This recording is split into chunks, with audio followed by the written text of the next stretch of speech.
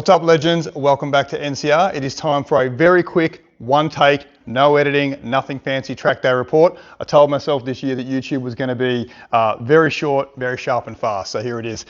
So if you can hear the printer in the background, apologies. It is busy printing NCR alignment kits after the Bathurst and Oz Time Attack offer that you guys all jumped on, so thank you for that. Now, in terms of Winton Sprints round one, that has been run and done now. And the good news is, yes, come away with a round win. The bad news is, no, did not come away with a PB. So did manage to run a 35.25 or something like that, or a 35.3. I'll have to check NatSoft. And that was a second and a half or so quicker than the same round last year, which was on the same tyres. So I don't think the car had quite as much aero on it at that point, but it did have the same tyres on it, which are looking a little tired now, and I'll show you that later. Now, I was very happy with that. There are a number of other 8.6s competing in that class now. You guys have heard me mention Adam before. He's done quite a lot of work to his car in the off season, and he had a pretty good day for the most part, and now that car is going turbo. So he'll be out of my class, which I guess is good and sad for me, because he was my my best rival. So thank you, Adam, for all the friendly competition. I will miss you at the sprints if you don't come back. The other thing to talk about was, yes, I did have an off, and I'll get to that in a second. And then the things we were testing. So the stock swaybar, which we put in the rear of the car. Look, to be honest, after the first session or two, and I did keep it in the car all day, I wasn't really sold on it. I did bump the rear compression up just a little bit to try and sort of stabilize the rear of the car. And once I started leaning on it a bit and really being a bit more aggressive with it, yeah, it felt okay. But I feel like the way that the car transitions with the stock sway bar in it doesn't really suit my driving style. And that was actually a part of the issue, I think, at T3 where I came off. So I'm not sold on that 100%, to be honest. I'm actually thinking that I might go back to the hard race bar on its softest setting, and then try and find a little bit more rear aero in the car. I feel like I just need a touch more rear aero to sort of help give the car that neutral feeling that I'm looking for. The new splitter tunnels, I would say, worked well. The front axle is feeling really well dialed. The worst thing that I encounter in terms of the front axle is just a little bit of understeer in the lower speed corners. So I think like exiting T9 and that sort of thing. But otherwise, the front axle is feeling fantastic. I just need to work out what I do with the rear. So, you know, do I chuck the Sylvia spoiler on it on its lowest drag setting? I don't know. You know, I've looked at the Sard style wings. Do I put a gurney flap on the ducktail? Not sure. All still to be discussed. And, you know, I'll work through that. I'll come to you guys on the Facebook and, you know, we'll have a chat about it and go from there. What else? The gearbox. Oh, praise whatever deity that you want to pray to, because thank God the gearbox worked properly. So, and for me, properly means shifting from third to fourth at high RPM and relatively quickly, no catching, no grinding, nothing silly.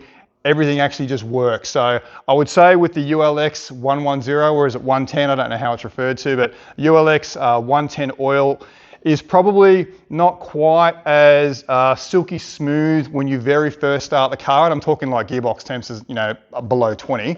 It felt a little notchy into first and second, and then once a little bit of temp got into the oil and the ambient temp rose throughout the day, it felt really good, and it felt good all throughout the day. So lightweight flywheel that went in, fantastic. Extreme heavy duty organic clutch with the sprung center, fantastic, loved it. So much easier to drive around the pits.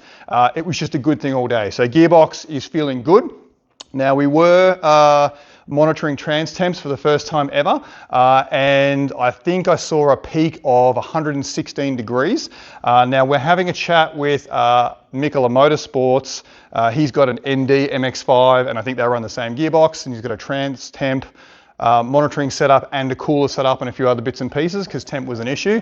He was saying that that's not too far above where he is seeing his temps when he's got the cooler running. So now when I was speaking to Pete at ULX, he said, you know, set the initial warning at 120. So we never even got there, but it was a very cool day. Ambient temperatures, I don't know, max 20 or something. So track temp, whatever it was. Now that crisp air was a bit of a challenge in the morning. Track was, you know, really not generating lap times. And then it got, you know, progressively better throughout the day, with the third session being my best session, and running that time, which was 2 or 3 tenths off my previous PB, and I'll pop that lap up and you guys can take a look at it, and you will see that I actually continued on after that lap thinking, okay, great, I'm feeling in the groove, car's feeling good, the track is delivering, and I was a couple of, I think a tenth or two up after T3 and 4, and then I caught a car in the sweeper, so and that was the end of that lap, and that was the end of that session, and that was, you know, the end of the opportunity to probably match or maybe even better the PB, not sure. Now in the final session, I got a bit of white line fever and I thought, all right, maybe there is a chance for a PB. The clouds had come over. Here comes the excuse book. The clouds had come over. The track had cooled right off.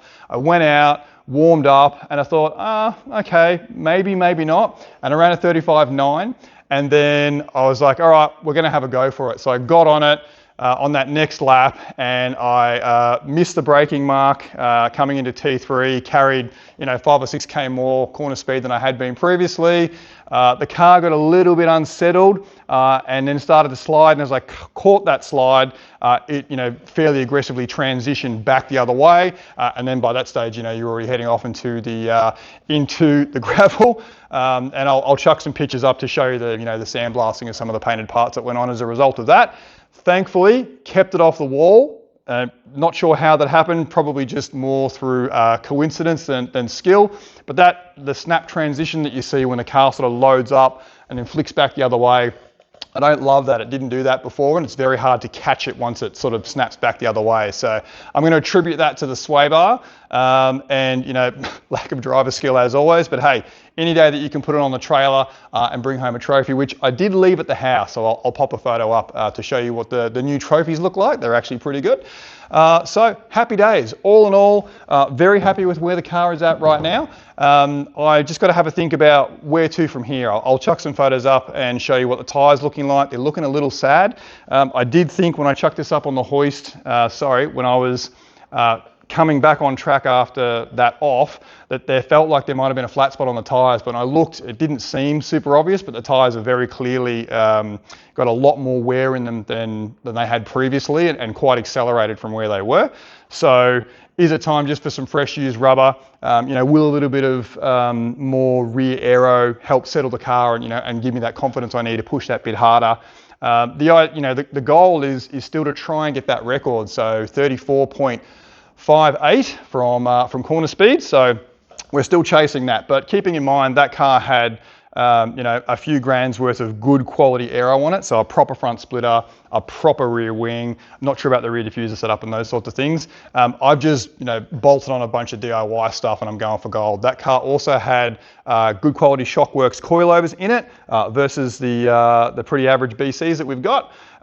And what was the other thing it had? It had a full Cusco 4.5 LSD center and ratio setup. So, that does help give the car more drive out of corners, especially if you're bumping ripple strips and those sorts of things. There were a few times during the event where I bumped a ripple strip and I could actually feel the diff flaring trying to get back on throttle. I've just got that Y58 in this, so a 4.3. So all in all, I think we're doing pretty well. Like we're not too far behind where that record lap seems to be, and maybe with some fresh rubbers and the right weather, who knows, maybe we'll get there. So I do need to think about whether it's time to get a little bit of driver coaching or something like that as well. And I'm having a chat to someone about that to see what can I extract from myself just in terms of consistency or apexes. And I've been trying